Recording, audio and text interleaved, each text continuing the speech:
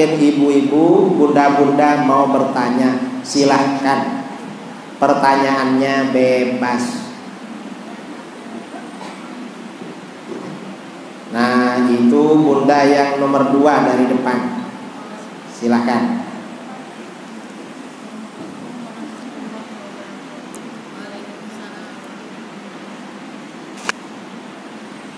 Assalamualaikum warahmatullahi wabarakatuh. Saya mau bertanya, doa atau tawasul apa yang paling baik untuk kesuksesan anak dalam pelajaran, dalam ilmu agama, dan seterusnya.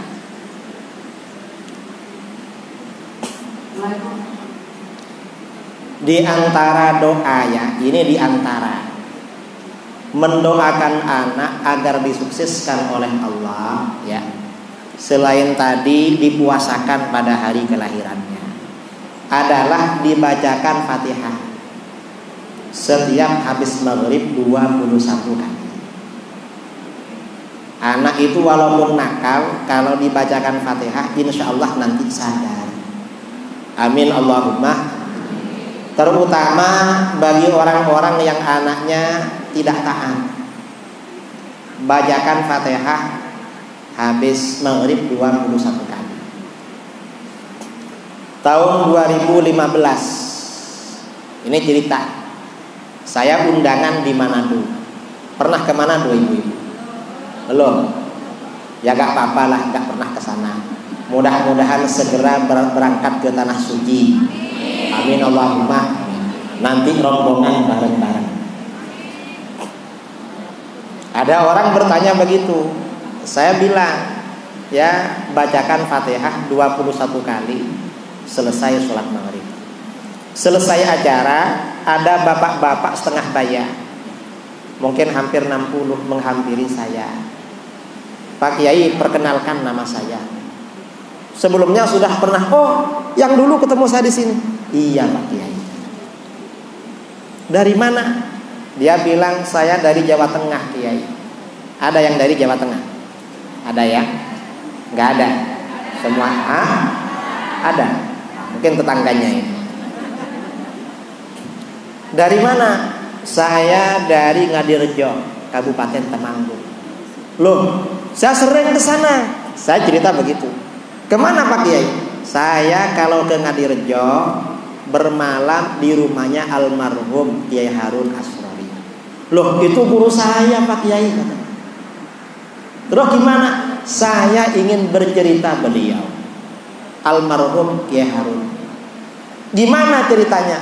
Dulu itu Pak Kiai, ayah saya itu gak sholat, gak mau sholat. Kalau dinasehati marah-marah. Ya, sudah tua ya. Ayahnya kawan-kawan kita di sini sholat semua, cuma ayah kita yang gak sholat. Malu loh, punya ayah gak sholat, apalagi dah tua. Ayah biasanya ngomong, dah kamu gak usah mikir ayah, nanti di alam kubur ayah sendiri yang urus, bukan urusan kamu. Ya memang di alam kubur sendiri-sendiri, tapi kita ini kan ingin yang terbaik kan? Karena ayah ini dinasehati gak mau. Saya menghadap guru saya almarhum Kiai Harun. Gimana ini Kiai, ayah saya gak mau sholat, anak-anaknya sudah gak pernah berhenti nasihati dia, tapi gak mau. Oh kalau begitu ada caranya. Gimana Kiai? Setiap selesai sholat baca Fatihah untuk ayah kamu. Berapa kali? Terserah kamu. Nanti dikasih banyak kamu gak kuat, di masih sedikit kamu kurang. Yang penting kamu yang rajin sholat, rajin baca Fatihah untuk ayah kamu. Gitu dia. Ya. Akhirnya sejak itu setiap habis sholat saya baca Fatihah untuk ayah saya. Mudah-mudahan ayah saya hatinya lembut, diberi kesadaran oleh Allah untuk sholat. Tiap habis Fatihah, habis sholat baca Fatihah. Setelah beberapa lama saya pulang ke rumah, masuk kamarnya ayah. Ternyata apa? Di meja kamarnya ayah ada buku tuntunan sholat lengkap. Loh, kok ada buku ini? Saya tanya sama mama, "Ma, apa? Itu siapa yang taruh buku tuntunan sholat di meja ayah?" Gak tahu kan? Yang jelas bukan mama. Saya tanya sama adik perempuan, "Dek, itu siapa yang naruh?" "Itu papa. Papa tempo hari ke pasar, pulang beli itu." Ternyata apa? Papanya diam-diam belajar sholat lagi. Dan setelah itu sholatlah. Memang orang gak sholat ini perlu disuruh. Mengapa? Kalau gak disuruh kadang-kadang malu mau sholat. Misalnya gak biasa ke masjid, mau ke masjid malu kalau gak biasa. Takut dikira apa-apa sama orang. Loh, kok sudah ke masjid? Perlu dimotivasi. Kadang dimotivasi, kadang malu pula. Mengapa? Karena dah lupa caranya sholat. Karena dulu sholatnya ketika masih muda, masih ngaji. Akhirnya setelah didoakan kepada Allah, si ayah ini akhirnya sholat lagi dan meninggal dunia insya Allah husnul, karena sudah jadi orang sholat. Karenanya bunda-bunda ini kalau punya anak dihajatkan, diinginkan menjadi orang yang sukses, selalu didoakan kepada Allah. Termasuk berdoa kepada Allah adalah baca Fatihah untuk anaknya. Termasuk itu. Kalau orang tua ini rajin berdoa, insya Allah nanti anaknya jadi orang yang sukses. Imam Ghazali, ayahnya orang biasa, bukan ulama besar. Kok bisa menjadi ulama besar? Ayahnya rajin datang ke majelis. Setiap ada ulama berceramah, hatinya menangis pada Allah. Ya Allah, mudah-mudahan anak saya seperti orang ini, alim banget orang ini. Setiap ada ulama. Lama-lama ayahnya sakit, anaknya belum balik. Nah, ini macam COVID ini. Sakit ini kalau COVID cepat mati. Akhirnya apa? Karena khawatir meninggal, pesan sama gurunya, "Guru, saya ini sebentar lagi macam mau mati. Karena ada sakit-sakitan dan gak tahan. Kalau saya mati meninggal guru, tolong anak saya dirawat, mengaji sama guru. Dan saya punya peninggalan warisan ini." Akhirnya apa?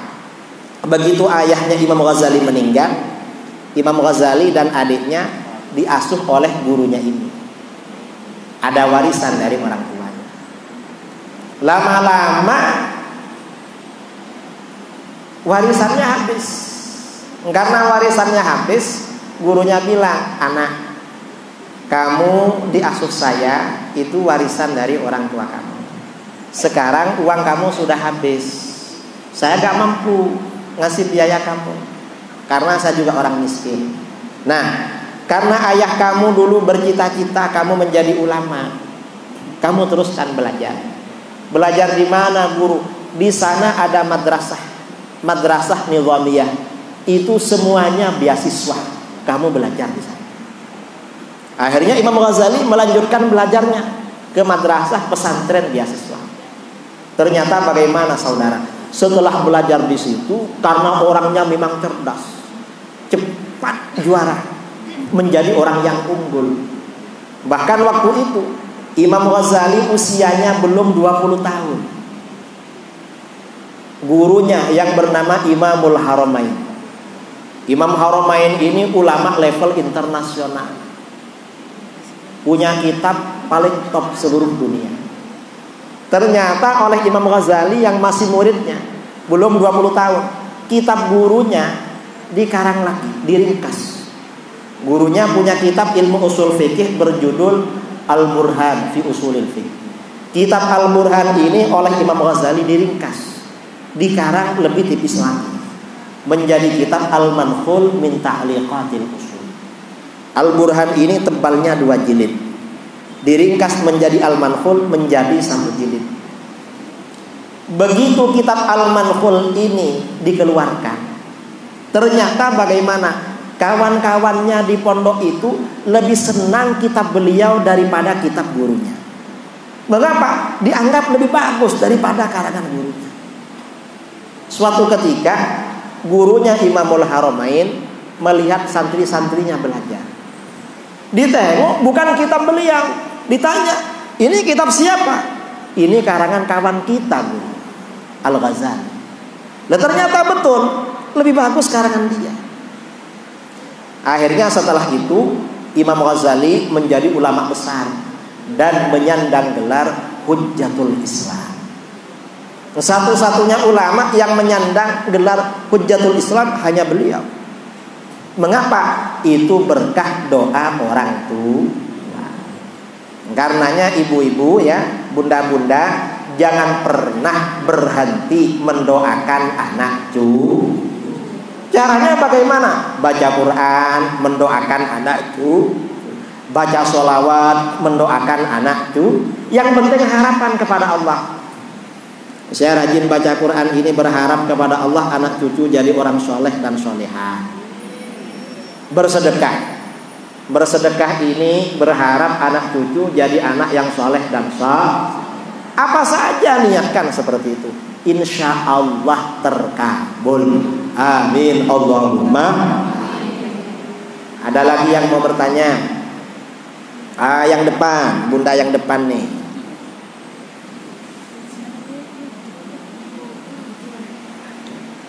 Bismillahirrahmanirrahim. Assalamualaikum warahmatullahi wabarakatuh. Waalaikumsalam warahmatullahi wabarakatuh. Bapak Kiai yang saya hormati, izin bertanya.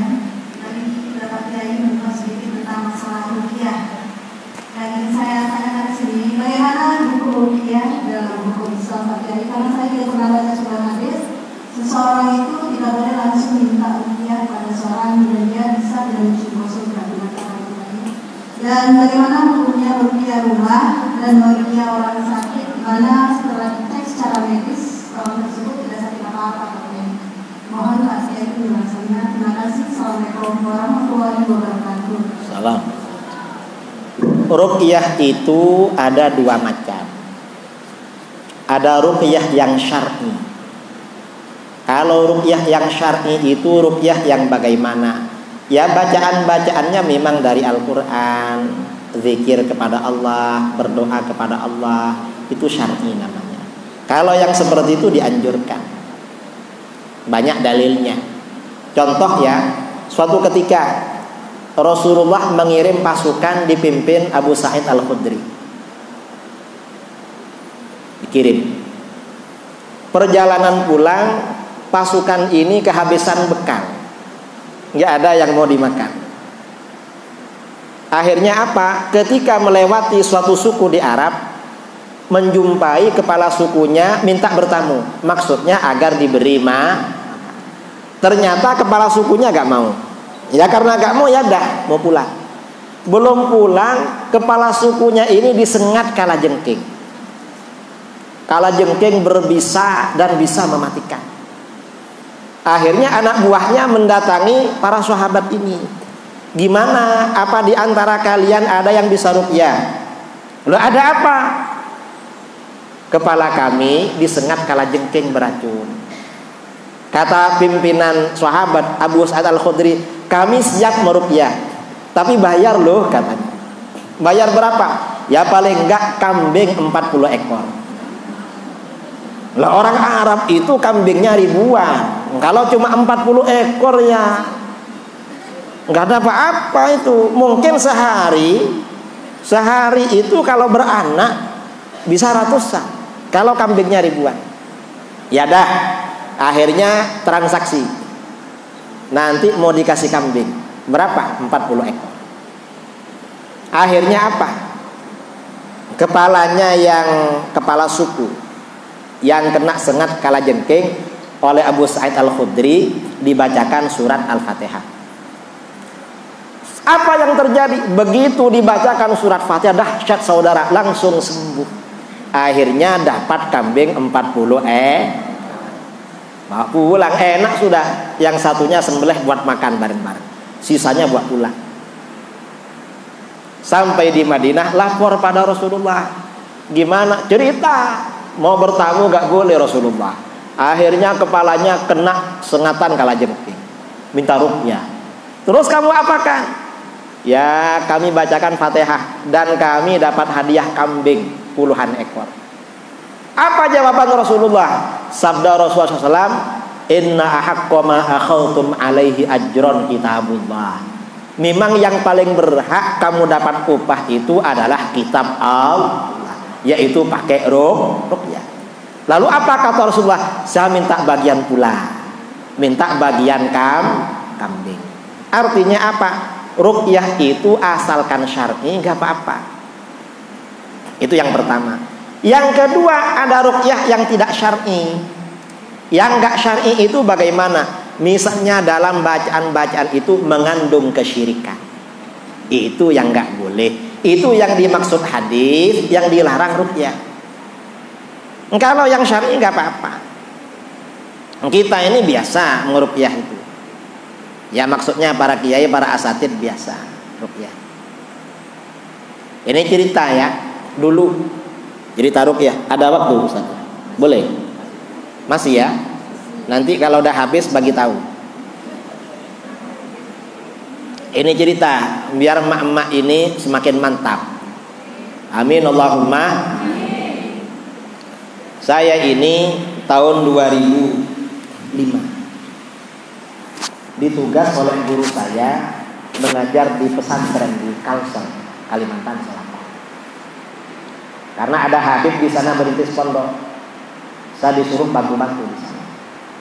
Tahun 2005, akhir 2005 lah. 2006 pertengahan tahun saya di sana. Ada orang yang biasa bantu-bantu di pondok, datang ke pondok wajahnya kelihatan susah. Kamu ini macam susah. Iya Pak Ustaz, katanya. Saya susah. Kenapa susah? Saya susah, anak saya gak kawin-kawin. Ya kawinkan. Itu masalahnya. Coba gak ada masalah kan gak susah. Masalahnya apa? Saya ini ziarah ke kiai-kiai. Katanya anak saya ini dipagar-pagari Ustaz. Lo kok tahu? Karena setiap anak saya mau, yang laki-laki membatalkan. Nanti kalau yang laki-laki bersemangat, anak saya mundur. Anak kamu ini laki-laki apa cewek? Cewek Ustaz. Saya ruqyah ya. Coba tulis, saya ambil kertas. Catat nama putri kamu, dicatat. Nama mamanya lagi. Nama saya lagi Ustaz. Loh, nama kamu kan sudah kenal, ngapain dicatat? Terus gimana Ustaz? Besok, waktu itu hari Sabtu. Besok hari Ahad jam 9 kamu, jam 9 pagi kamu kesini. Jam 9 pagi. Ingat, jangan kurang, jangan lebih. Padahal kurang lebih gak apa-apa. Akhirnya sore-sore saya beli air mineral yang besarnya lebih besar dari ini. Ada air mineral yang lebih tinggi dari ini. Sore-sore dia pulang, saya beli. Pagi-pagi habis wiritan, ya wiritan yang biasa dibaca tiap hari itu. Habis baca wiritan, saya tiup air itu. Jam 9 datang. Begitu datang, wah tepat waktu kamu. Iya kata Pak Ustadz kan jam 9, makanya takut melanggar nih kata. Wah kamu bagus berarti. Ini apa ini? Air Ustaz. Bawa ya. Diapakan Ustaz? Kamu tahu bunga melati? Oh tahu. Ada di sini bunga melati banyak. Di Batam ada bunga melati. Hah? Banyak ya? Diapakan Ustaz? Nanti bunga melati taruh di air ini. Terus diapakan? Nanti setelah dikasih bunga melati, yang separuh buat minum anak kamu. Separuhnya diminum saya. Bukan, separuhnya buat mandi anak kamu. Katanya dipagar-pagari, biar pagarnya hancur. Insya Allah setelah minum ini pagarnya hancur dah, gak ada pagar lagi. Saya bilang begitu. Nah, akhirnya habis itu mau ngasih uang, saya gak mau. Jangan kasih uang. Soalnya belum jelas hasil apa enggak ini. Saya gak bilang hasil apa enggak, jangan lah. Kamu sedih, saya sedih. Kamu susah, sama susah. Kita ini saudara. Akhirnya pulang. kira-kira dapat 10 hari mendatangi saya. Pak Ustaz, apa? Pak Ustaz tanggal sekian masih ada di sini apa ada balik? Ada apa ini kok tanya tanggal? Pak Ustaz, anak saya mau menikah. Anak yang mana? Itu Ustaz yang kasih air tempo hari. Alhamdulillah Ustaz, airnya barokah. Ini bunda minta air pula. Wah. Oh, minta air ya. Nanti lah. Entah, ini hanya cerita loh. Hanya artinya ruqyah itu memang ada dasar. Ada dasarnya, maksudnya itu biar bunda ini tahu kalau ruqyah itu ada dalil. Bawa air semua nih. Bawa.